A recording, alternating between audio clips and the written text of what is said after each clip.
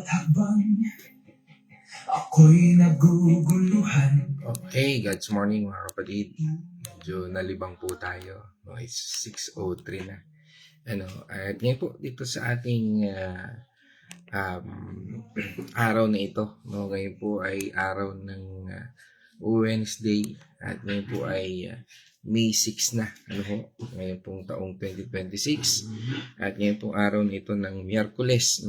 Tayo ho ay dadako muli sa ating sabi nga po ay ating God's morning o daily devotion po natin. Tayo po itutungo dito sa ating scripture. At ito po ay mula sa Acts chapter 2 verse 38. At sa ating pong pagpapatuloy, atin pong basahin ang talatang ito. Ang sabi po ng talata sa Amplified Version, and Peter said, sabi po niya dito, and Peter said to them, repent, o sabi nga po doon, may footnote po dito, na sabi, change your old way of thinking, sabi nga, turn from your sinful ways, accept and follow Jesus as the Messiah, yun po. And sabi doon, be baptized, each of you. Lahat daw po tayo. In the name of Jesus Christ. Yun po sabi, for the forgiveness of sins, and you will receive the gift of the Holy Spirit. Naku, ano nga ba ito? At dito ho sa ating pagtalakay na ito, bago tayo magsimula, tayo po ay manalangin.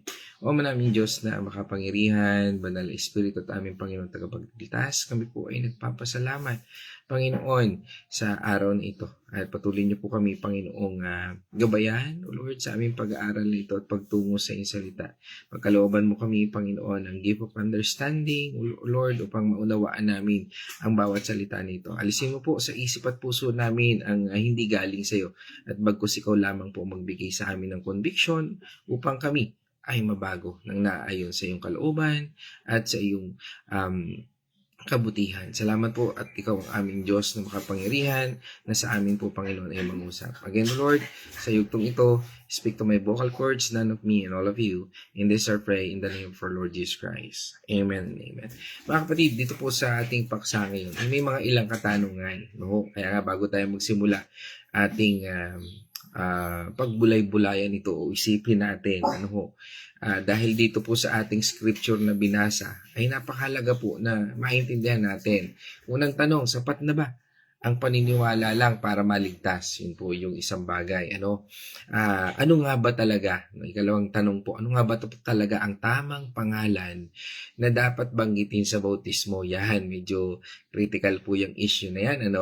Pero atin pong tutunghayan din po dito. At ikatlo, bakit po kailangan po natin ng Holy Spirit? Sapat na ba na tayo ay mabuting tao? Yan ang ating katanungan. Tatlong katanungan na ating pag-uusapan ayon sa paksang ito. Kaya nga po sa mensaheng ito, alamin po natin ang divine order. Yung ating binasang yan, that is the divine order o yung tamang proseso na ibinigay mismo ng Diyos para magkaroon tayo ng tinatawag po na complete salvation. Kaya nga po yung ating title ngayon, o ganap na kaligtasan. Okay, so dito po sa ating binasang talata mula po dito sa Acts 2. Ito po ay nangyari noong Day of Pentecost, para sa kaalaman nating lahat. At sabi nga po, dito, alam naman natin, pinatay nila ang ating Panginoong Hesus, pero nabuhay siya ulit at umakyat sa langit. At nang tanungin sila, sabi nga doon, na mga kapatid, ano nga ang dapat naming gawin? Sabi nga doon, kaya nga po, bago po itong ating binasang talata, meron po katanungan doon. At sumagot po si Peter. At pagsagot po niya dito, ay hindi lang po basta advice ang ginawa niya. Kaya nga po, ito yung tinatawag nating divine order o sunod-sunod o pagkakasunod-sunod ng utos ng ating Panginoon Diyos para sa kaligtasan na ipinagkaloob kay Pedro nung time na yon, no? Upang pagsimulan, no? Paano nga ba natin tingnan? At sa ating kasalukuyan ngayon, mahalaga na maintindihan at maunawaan natin kung bakit natin ginagawa ang mga bagay, hindi lang sa tradisyon o nakamulatan, kundi ito mismo ay isinulat, no?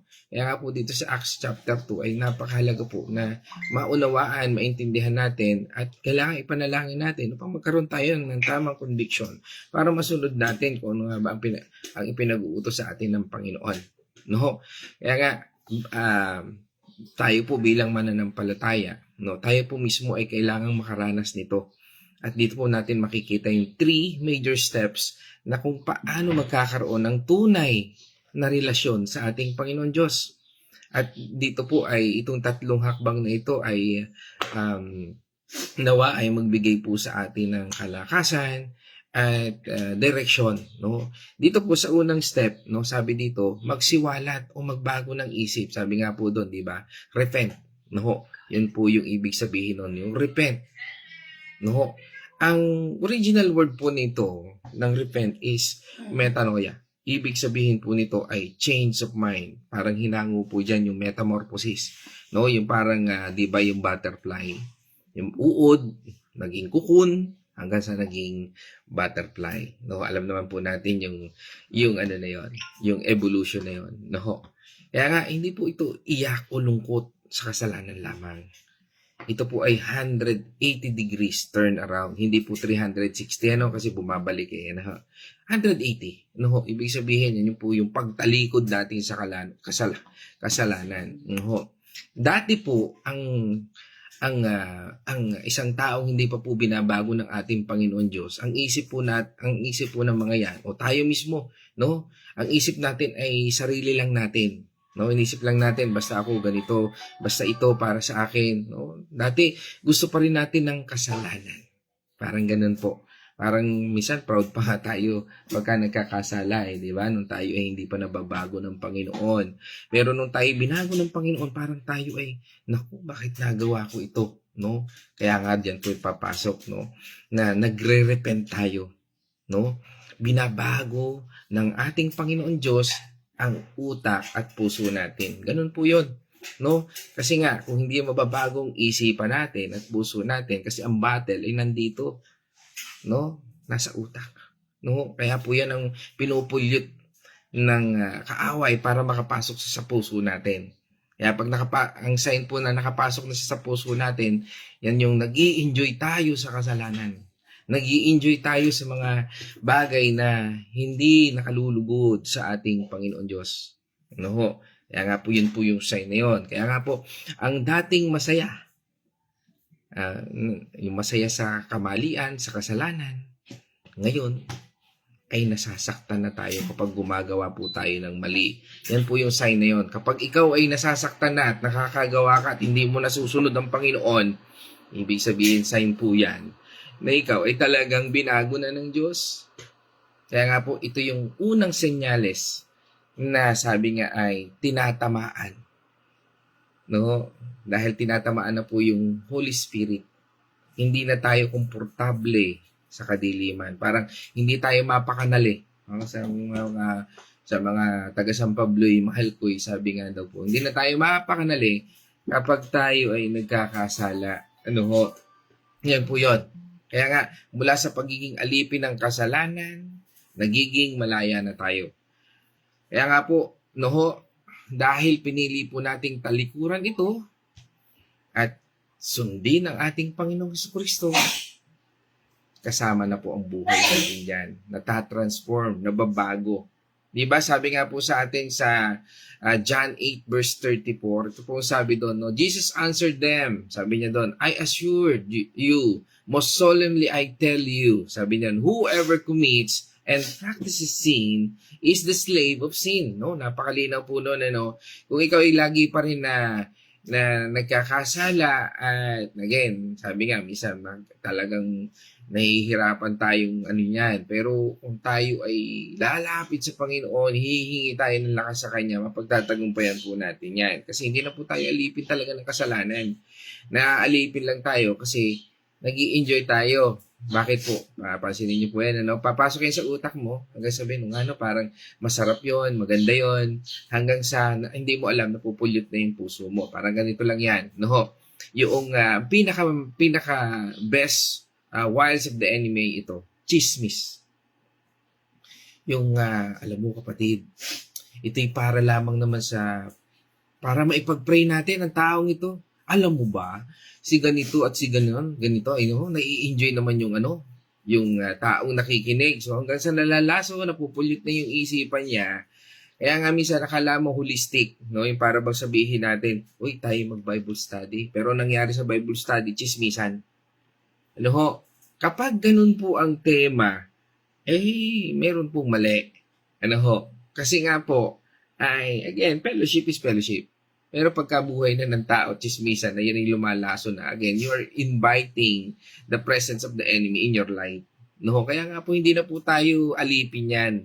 Ano ho, kaya nga po sabi nga, kung tayo ito pinapatungkol po dito na ating talatang sa atin ngayon, na kung dati po tayo ay alipin ng, sabi nga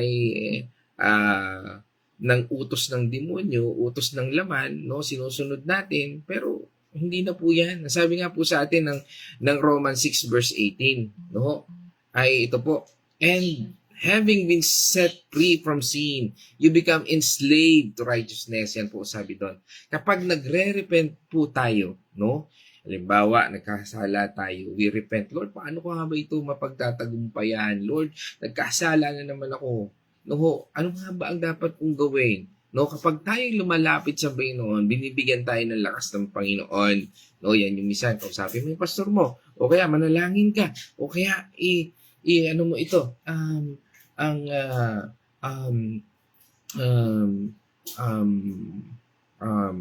kausapin mo yung mga taong may katulad din ng bagay na iyong nararanasan. Paano ba nila napagtagumpayan? Marami yung paraan na pwedeng ibigay ang Panginoon. No, kaya nga po isang pagkakatiwalaan nyo dyan, yung pastor nyo, kasi ang mga pastor, yung napag-usapan nyo, sa inyo lang po yun. No? Kasi meron po tayong secrecy na tinatawag. Even kahit nasabihin pa yan ng mayor o kung sino mang authority, ay hindi po yan, may secrecy. No? Alam po yan ng mga pastor ninyo.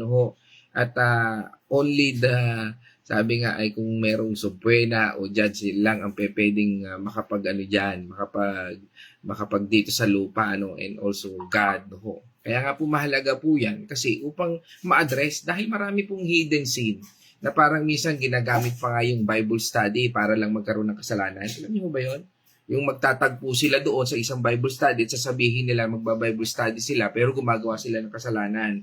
Ibig sabihin, nagtatagpo sila doon tapos doon nila ginagawa yung kasalanan nila. Parehas Christian yun, ha? No? May mga ganun pong pangyayari. Kasi nga po, ang naging venue doon ay minsan, baka wala na umatin sa inyo ng Bible study, hindi po natin ibig sabihin nun. Ibig sabihin po, kung ganun po ang venue ng Bible study ninyo, mag-isip-isip po tayo. Hindi po yun yung tamang venue. No, kasi ang tamang venue po niyan, sabi nga po, ang church ay para sa mga taong makasalanan, para mabago sila sa kasalanan ito. Hindi para manatili sa kasalanan o madagdagan ng kasalanan. Para ito sa mga may sakit upang gumaling tayo, hindi para lumala ang sakit. Kaya nga mga kapatid, sa buhay natin, kapag ang buhay natin ay hindi nababago, ibig sabihin, nandun po yung presensya ng kaaway. Kaya nga po, kapag nagrepent tayo, makikita po natin yung unang hakbang ay repent. Dahil kapag nagrepent po tayo, binabasag po yan ng Panginoon Diyos, yung kadenang yan, na hindi na tayo sunod-sunuran sa bisyo o kasalanan. Ibig sabihin po yan, nagkakaroon tayo ng freedom, na gawin ang tama, na gawin kung anong pinagagawa ng Panginoon sa Kristo, nagkakaroon tayo ng conviction. Yan po ibig sabihin nun.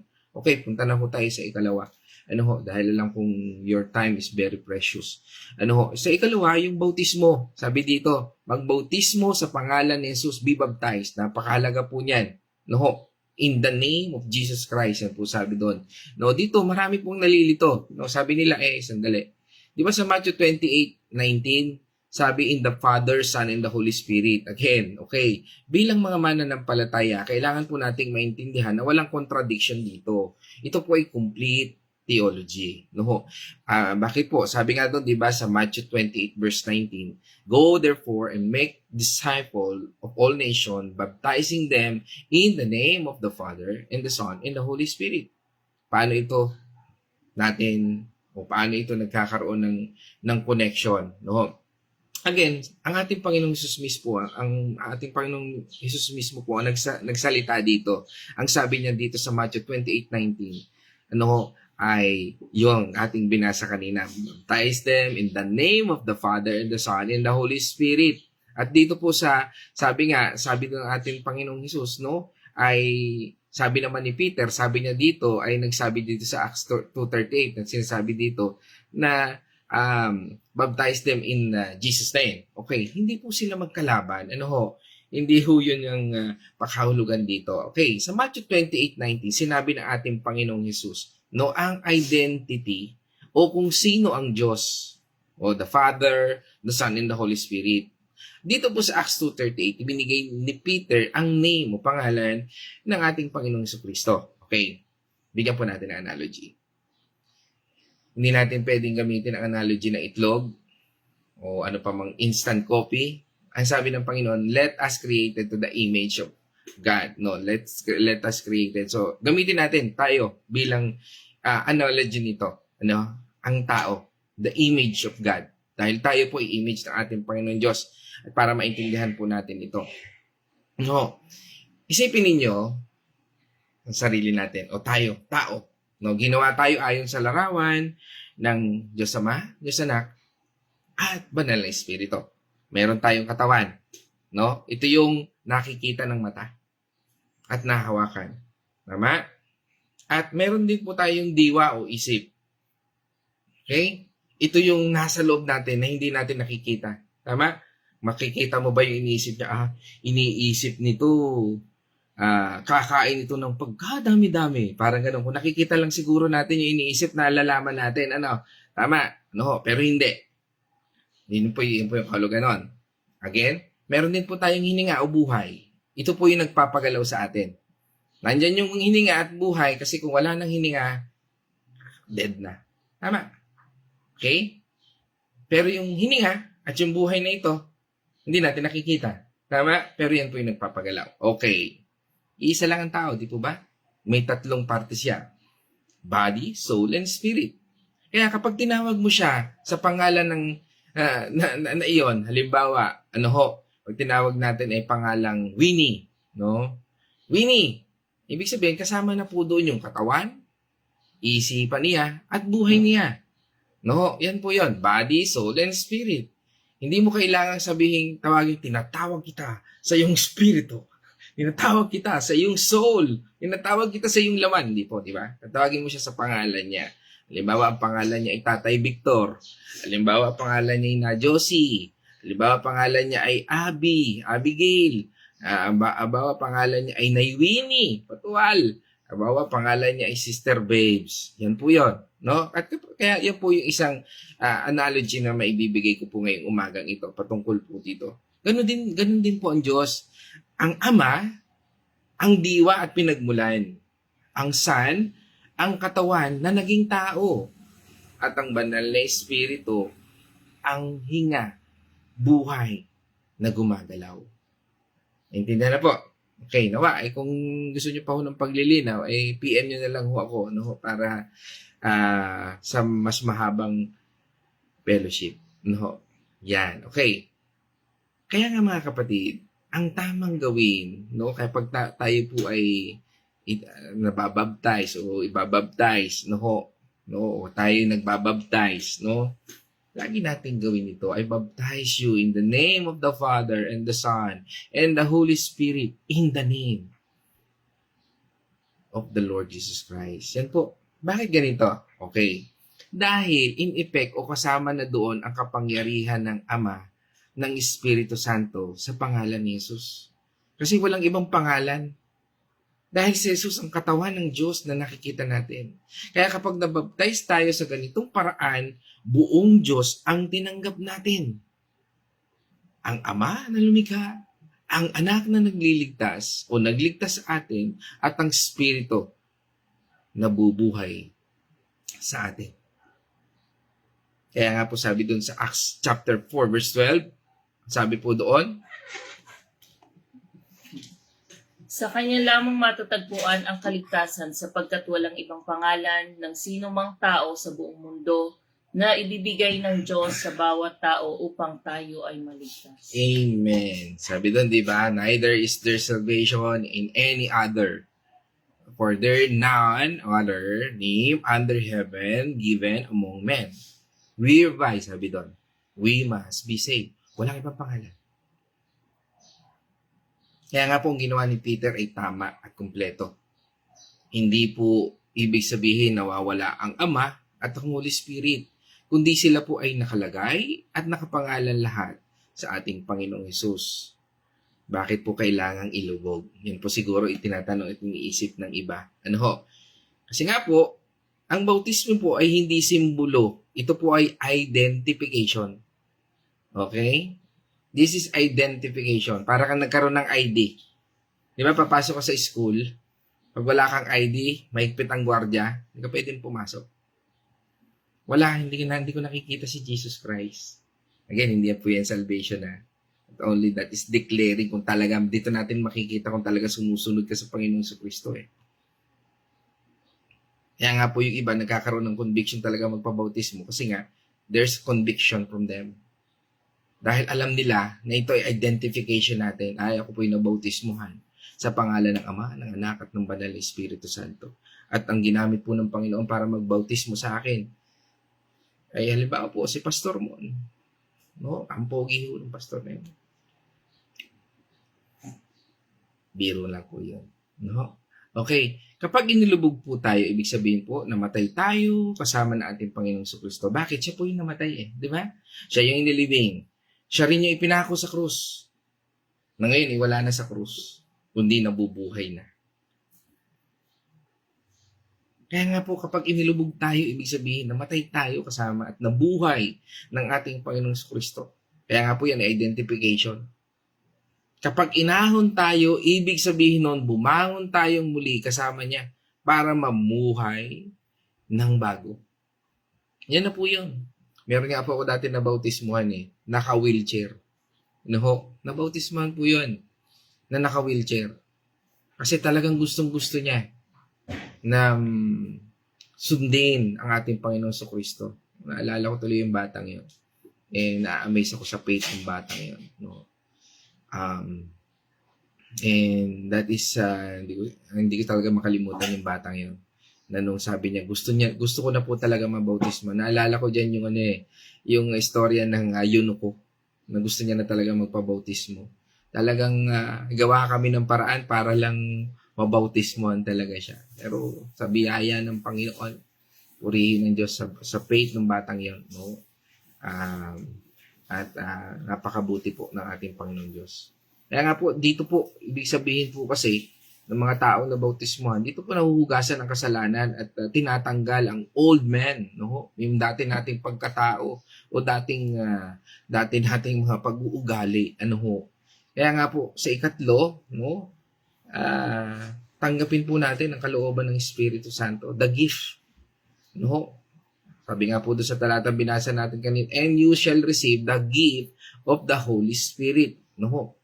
Sinabi rin po yan noon sa Old Testament, ano ho, para maintindihan po natin, no, hindi lang po yan dito sa New Testament, ano ho. Sinabi rin po yan doon sa Joel chapter 2 verse 28. No ho. Ang sabi po doon, and it shall come to pass afterward that I will pour out my spirit upon all flesh, sabi doon. And your son and your daughters shall prophesy, no? Your old men shall dream, sabi doon, no. Grabe, ano? Sabi nga, your old man dreams, sabi nga doon, and young men shall see visions. No, grabe, no? Kaya nga, mga kapatid, ang pagdating ng banal na espiritu ay hindi aksidente o bagong bagay lang. Ito po ay pangako na matagal ng sinabi ng Diyos sa mga propeta noon at natupad ngayon, Day of Pentecost. At hanggang ngayon, sa ating kasalukuyang panahon, kaya nga po ito ay para sa lahat. Kaya nga makikita mo yung gift of the Spirit sa mga taong yun eh. No? Kaya nga po pag ang mga taong ito ay sumusunod na sa Panginoon, nakikita niyo yung gift of the Spirit. Bakit? Nakikita niyo naglilingkod na sila. No? Hindi lang po sila yung attendees. No? Yun po yun. Kaya nga, para ito po sa lahat. Noon sa mga Hudyo, sa mga Hintil, no? Sa atin na mga anak ng Diyos, sa atin na tumanggap sa ating Panginoon Kristo bilang ating Panginoon at tagapagligtas.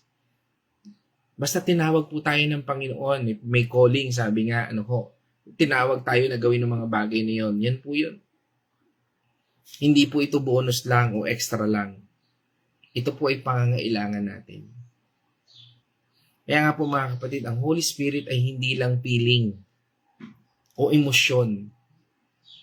Siya po ay person na nananahan sa atin. Siya po ay persona na sa atin ngayon. Siya po ngayon na nagtuturo sa atin. Ginagamit lamang po ang boses ko. Pero ang tunay po na talaga nagtuturo ay ang Banal na Espiritu. Bakit po tinawag na gift? Dahil hindi po natin ito kayang bilhin. Hindi mo pwedeng sabihin na punta ka sa Shopee o Lazada. Holy Spirit. Gift of being mabait. No? Hindi po natin mabibili. Hindi ho ba? Try nyo po. Di ba walang ganon? Dahil hindi rin po ito kayang pagtrabahuhan. Mag-a-apply ka ng job order. No? Ito po yung regalo. This is a gift from Abba Father. Why? Because He loves us. Kaya kapag nasa atin po ang Holy Spirit, no? May kakaroon po tayo ng kapangyarihan na labanan ang tukso. Kaya tayo ay nagiging tamad, kaya po tayo ay nagkakasala, no? Ay because sabi nga nagkukulang tayo. Kung yung mga tao nga po na lagi na nagbabasa ng Biblia, nagkakasala pa eh. Much more kung ikaw ay hindi nagbabasa o parang every Sunday lang o kaya parang every year. Meron pang iba, every birthday lang. Doon nagbabasa, no? Meron po akong kilalang gano'n. Every birthday lang nagbabasa. Meron pa nga matagal na tumanda na, hindi niya alam na, okay, binubuklat pala yung Biblia. Bakit to? No, ang dami ko napuntahan na Bible study. Meron ka Biblia? Meron po, pastor. Kukunin doon sa nakakalang doon sa TV. No? Nakakalang, no? Pagbuklat mo ng Bible, talagang anointing. Bakit to? Nandun yung spirit ng abok eh. Yung spirito ng gabok, no? Ibig sabihin, hindi nabasa. Okay? Kaya nga, mga kapatid, ang buhay natin ay hindi, sabi nga ay parang sinasawalang bahala lang po natin ang relasyon natin sa Panginoon. Dahil ang tunay na mananampalataya ng ating Panginoon, meron pong ebidensya na anak tayo ng ating Panginoon Diyos. At yan po yung gift of the Spirit sa buhay natin. Dahil ang buhay po natin bilang isang tumanggap sa ating Panginoon ay hindi na natural. Kung natural pa rin yan, katulad pa rin ng dati, walang nabago. Walang relasyon. Kasi makikita po dyan yung mga supernatural. Yung dati hindi ka nagpapasensya, ngayon nagkakaroon ka ng pasensya. Anong nangyari sa iyo? Kaya mga kaibigan mo, magtataka yan sa iyo. Anong nangyari sa iyo? Sabihin pa nga sa iyo, anong nakain mo? Baka panis na nakain mo. Bakit? Kasi dati hindi ka naman ganyan. Tumasama ka sa amin sa gimikan. Ngayon, hindi na. Parang naiba na ang mundo mo. Parang hindi ka na kabilang sa grupo eh. Ikaw yung dating promotor, ikaw yung dating no? So yun po yun. Kaya nga mga kapatid, no? Kung mapapansin po natin, bakit ganito po ang divine order, no? Na we need to repent, o yung pagtanggap natin sa isip at puso natin, we need the baptism, o pagtanggap sa katawan at panlabas sa patutuo natin. No, kaya nga po sa baptism, kung napanood niyo po yung aming baptism, inilive po namin yan for the faith of declaration, yung testimony, no? Kasi yan po yun eh. You need to publicly announce na ikaw ay gustong sumunod at handang sumunod sa Panginoon. Hindi ibig sabihin nun na pag ikaw ay nabautismuhan na, wala na yung kasalanan. Kaya minsan, bakit ganun, pastor? Yan talaga ba born again ba talaga yan? Bakit? Wala, parang hindi nakikita sa buhay niya. Kasi ganito siya, ganito, ganyan. Again, for Christ, there's no condemnation. Hindi natin masasabi, kahit ilang lubog mo dyan, totally hanggat walang conviction ng Panginoon, kaya nga, ang pagtanggap natin hindi natatapos sa baptism lang. Kaya nga po, ito yung divine order ng tatlo. Diyan po papasok yung Spirit, Holy Spirit. Dito po tayo napupuno. At sabi nga ito yung pagkawala sa espiritu natin, napapalitan ng bago. No, kaya nga po yung sign na yun, you need to repent, baptize, and then the gift of the Spirit. Yung gift ng Espiritu na baguhin tayo sa mga dating mali nating pagkakaunawa at pinapalitan po yan ng bunga ng Espiritu na nagmumula sa Panginoon Diyos. Yun po yung divine order dyan. Hindi pwedeng kulang. Marami po sa atin na nagsabing nagrepent. O sabi nga, nagrepent daw. Pero, ayaw na magpabautismo, kulang po yan. Marami rin po sa atin na nagpabautismo, pero walang Holy Spirit. Ibig sabihin, patay po yan. Ulitin ko po ha. Sana po huwag po tayo masaktan. No, dahil ito po yun ha. Marami po sa atin, nagrepent sila. Tinanggap ang Panginoon sa Kristo. Pero ayaw magpabautismo. Pero meron naman pagkakataon para magpabautismo. Baka isipin natin yung nasa krus nga si Dimas at saka si Hestas hindi naman sila nagbautismuhan. Kasi wala na silang pagkakataon na mabautismuhan. Malinaw? May topic na rin po natin yan ng mga nagdaang araw. Medyo matagal na nga lang po. No. Pero kung ikaw ay may pagkakataon na mabautismuhan pero pinili mo na hindi ka mabautismuhan, kulang yan. Ito ay ayon sa salita ng Panginoon Diyos. Kaya nga po, marami rin po sa atin na nabautismuhan pero wala naman yung Holy Spirit. Ibig sabihin, hindi nakikita sa buhay niya, hindi nagmamanifest. Dahil ang tunay pong binago ng ating Panginoon Diyos, kaya yung sinabi nga na born again ka, no? O na-experience mo yun, ay complete. Nakikita sa'yo, nababago ka, ganun po yun. Sumusunod ka, no? Mula sa pagbabago ng isip, hanggang sa paglilinis ng buhay, hanggang sa mapuno tayo ng kapangyarihan ng langit. Ganito ang buhay ng Kristiyano. Kaya nga mga kapatid, sa akin pong pagtatapos, gusto kong kayong bigyan ng challenge. O sa atin, sa challenge to us. Tanong natin sa sarili natin. Nagbago na ba ang isip natin? O sanay pa rin tayo sa kasalanan? Unang katanungan po. Nagbago na ba ang isip natin? O sanay pa rin tayo sa kasalanan? Ikalawa, nabautismuhan na ba tayo sa tamang pangalan o forma lang? Ikatlo, naranasan ba natin ang banal na espiritu o nararanasan ba natin ang banal na espiritu? O parang ordinaryong tao pa rin tayo? Mga kapatid, huwag po tayong makontento sa religion.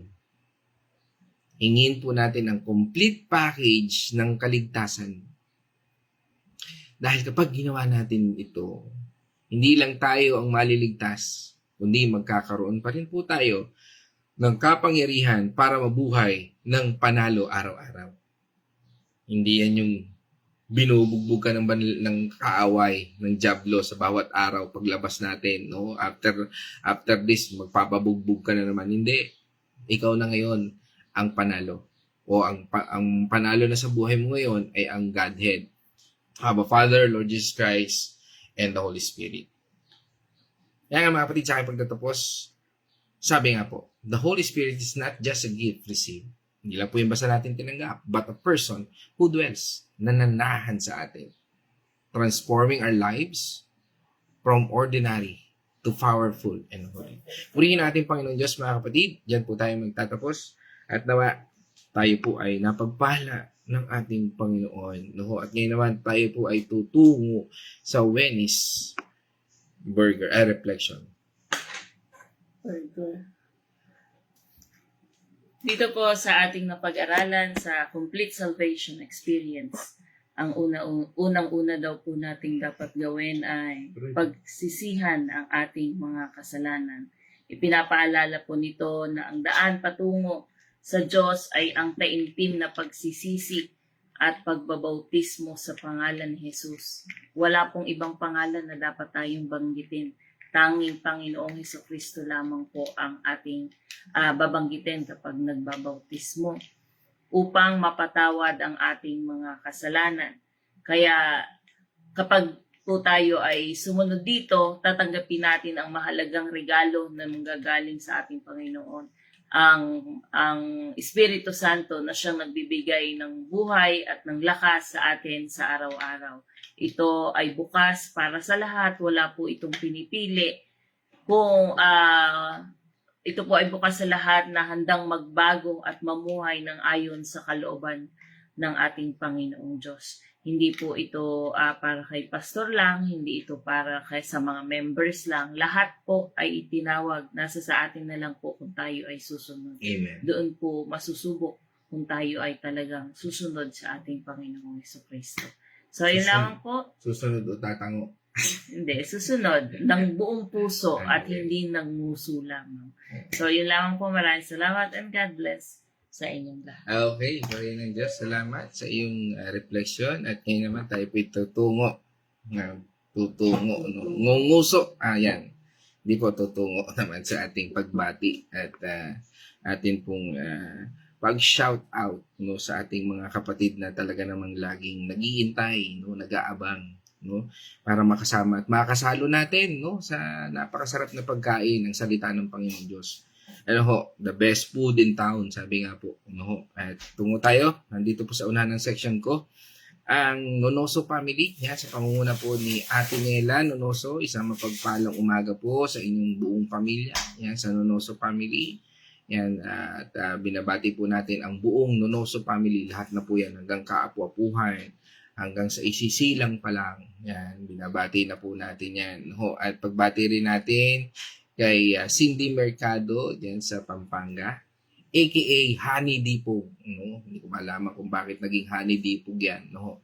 Pero ganun pa man, isang pagbati po sa inyo. Yan, Ate Cindy Mercado dyan sa Pampanga. Okay? At yan, kasama rin po natin ang ating kapatid, no? From Barangay Concepcion, Carmelite, no? Ang ating kumari at kumpare. Yan, kasama po natin si Kumaring Len at Paring Arthur. Yan. At syempre ang kanilang mga anak, no?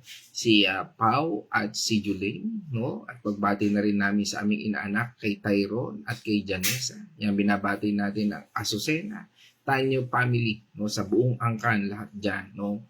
Yan. At tungo naman po tayo sa bayan ng Diliw. Kasama po natin ang Arosena family. Yan sa pangunguna po ni Nay Edna Arosena. Yan. Sa mapagpalang umaga po sa inyong buong angkan. Yan. At pagpalain po tayong lahat ng ating Panginoon Diyos. Yan. At pagbati rin po natin sa ating mga kapatid dyan sa Bulaki, no? Pinangunahan dito sa comment section ni Nay Marta. No, Nay Marta Artillaga. Siyempre, pagbati na rin natin dyan kay Nay Gori, Nay Lina, kay Iyasel, kay Enigo. Yan, isang mapagpalang umaga po sa inyong lahat dyan. At siyempre kay Kuya Chris Artillaga. No, yan, pagbati na natin dyan sa buong mga taga-Bulacan. No? Pagbati natin sa inyong buong angkan diyan. At pagbati rin natin mula sa Dolores, Quezon. Muli, kasama po natin, no, ang Dalangin family, yan, sa pangunguna ni Tatay Victor at Nanay TC. At pagbati po namin sa iyong buong angkan. Yan, at yan, kasama rin po ulit natin ang ating kapatid mula po sa Barangay Santo Niño. Yan, kay Nay Josie. Isang mapagpalang umaga po sa inyo. Nay Josie, at patuloy po kayong maglingkod sa ating Panginoon. At sa inyong iglesia, salamat po. At lagi po rin namin kayo nakakasama dito sa ating God's Morning. Yan, okay? At kasama rin natin, ito, nabati ko na si Kuya Chris Artillaga. Yan, kasama po natin.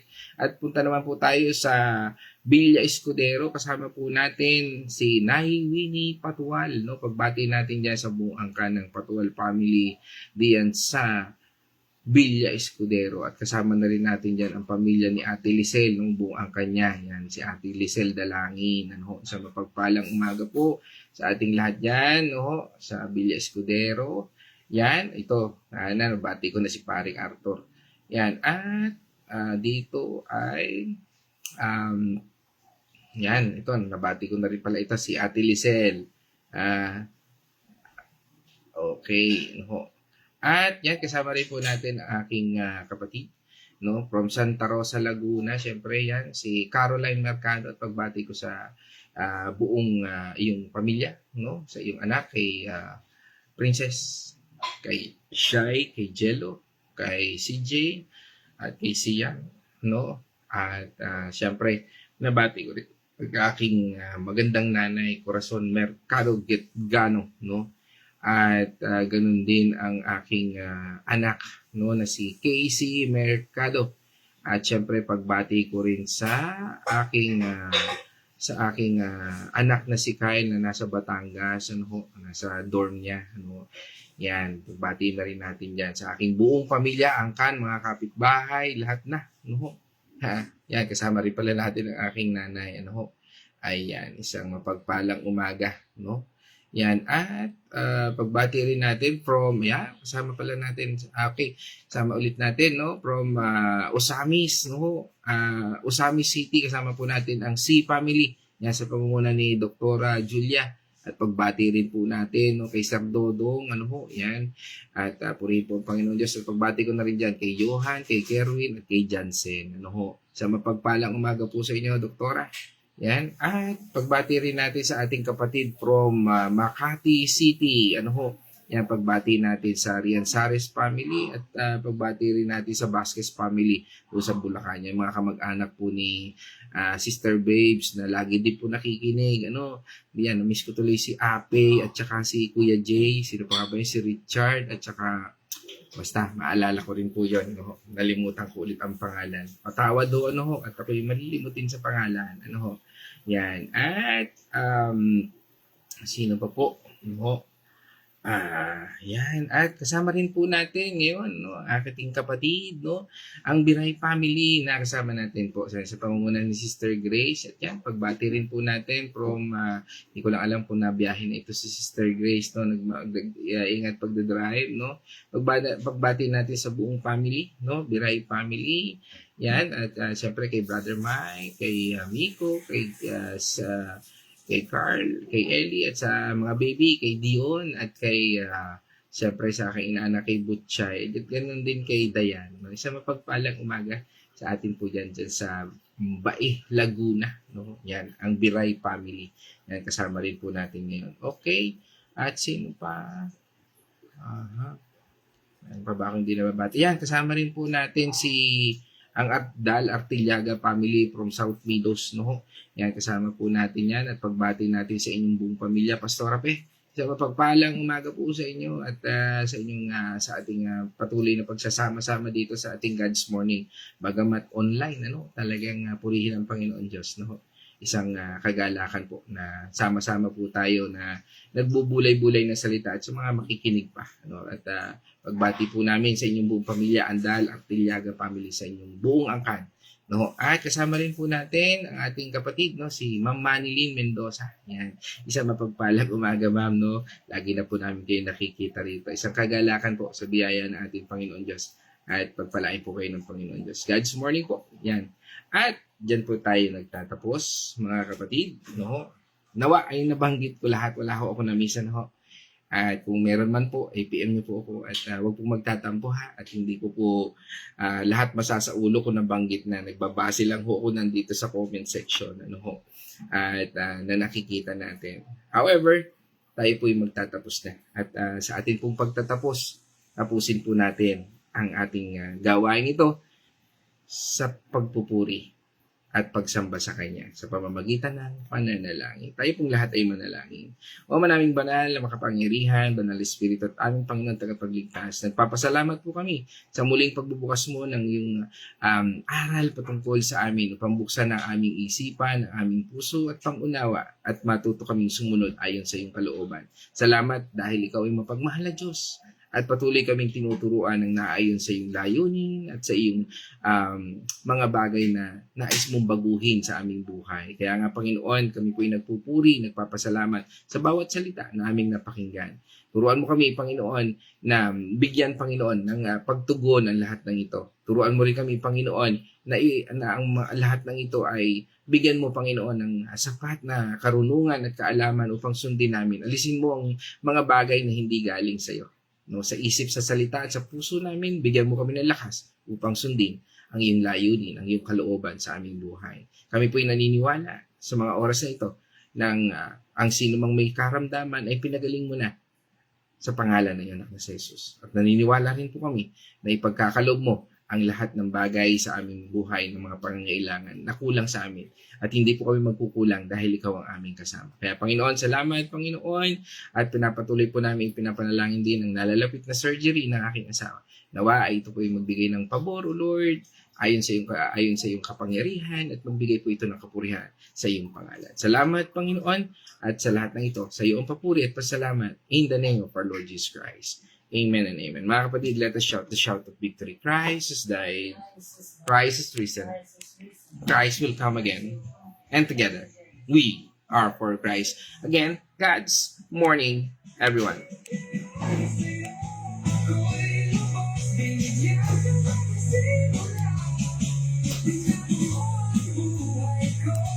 Ikaw ang Diyos na nangita sa aba. O Jesus, salamat sa buhay na binago.